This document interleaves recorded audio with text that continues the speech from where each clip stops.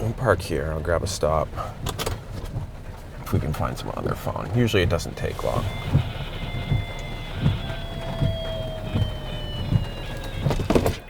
That guy had 2 hands on the cell phone. 6'5", headquarters, 1046.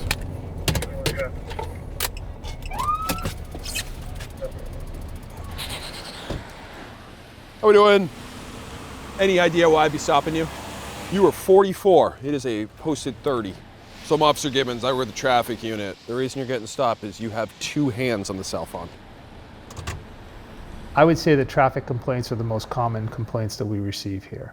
And I think a big part of that is that those of us that have been driving for years know what we're supposed to do. We know the rules of the road, and so we know when others aren't following it.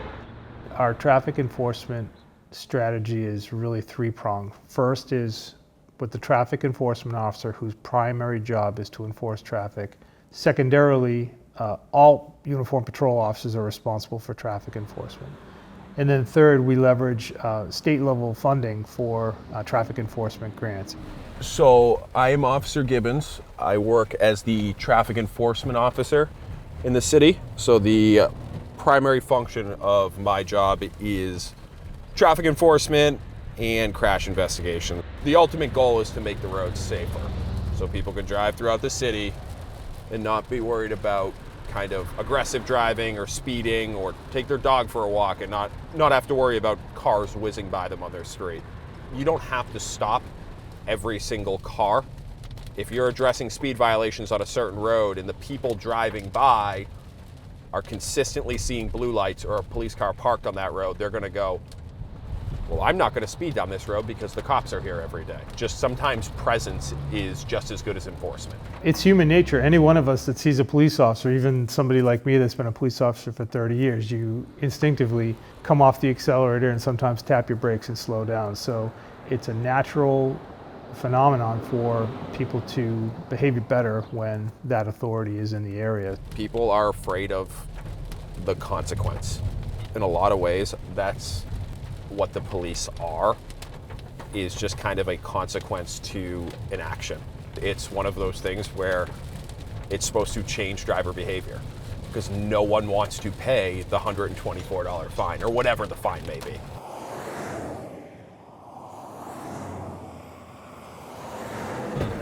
That was one. I told you it wouldn't take long. 6'5", headquarters, 1046. The Chestnut and 5th. Hello. Do you have your license on you? So I'm Officer Gibbons. I work Dover Police Traffic. The stop's being recorded. The reason you're getting stopped is because you're texting away on your cell phone. It was in your right hand. I could see your case. Have you ever gotten stopped for being on your phone before? No. All right, hang tight for a minute. So this girl is 17. She's got no history. And in the state of New Hampshire, any moving violation that a youth operator gets, there's a chance that their license is going to get suspended. Also, their insurance is going to go through the roof. She's never been pulled over. We've never stopped her. She's going to get a lecture. She's going to get a written warning, and she's going to go about her day. With that being said, if she gets stopped again for hands-free, well, the next time she is 100% getting a ticket. There's no hard and fast rule. Every single one is different. But this girl is clearly distraught that she's stopped, so I'm gonna kick her loose. Here's a scoop, all right? I'm gonna give this back to you. You're gonna get a written warning, all right? I'm sure you know that if you were to get a ticket here today, you're gonna get suspended. Yeah. And that suspension stays on your license for the rest of your life, okay? You're 17, correct? Yeah. Please. Stay off the cell phone, okay? Not a good look. Do you have any questions for me? No, I'll give that to you. Drive safe, have a good day, okay? We have roughly 3 or 4 accidents a day here in the city of Dover, and that's 3 or 4 too many. So it's a clear-cut public safety issue, and if people are driving too fast, or people are driving impaired, or people are not paying adequate attention while they're driving, they're gonna cause accidents. Yes, the speed limit on this road is 30 miles per hour. We typically have people coming down the hill at a high rate of speed, usually going above 40. So we're going to try to do some enforcement action here for speed.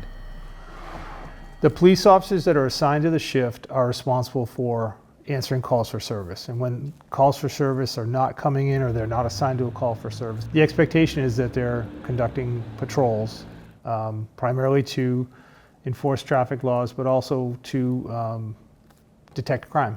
Yeah, so you're listening for a tone, like a higher pitched tone means that they're coming by at a higher rate of speed. Sometimes it just is a waiting game. You're clear for 10 9 from last 7. 105 headquarters, couple 1036.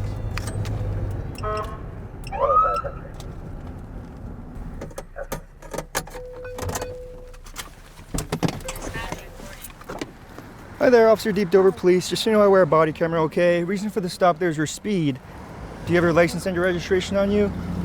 I'll try to get you out of here as soon as possible. While we'd like to be in all neighborhoods at all times, it's certainly not possible. We rely on the public to report issues to us, whether it's speed complaints or other dangerous driving, so that they can help us enforce it and help us with our mission of public safety. Every spring we're offered the opportunity to apply for grants through the state's Highway Enforcement Office.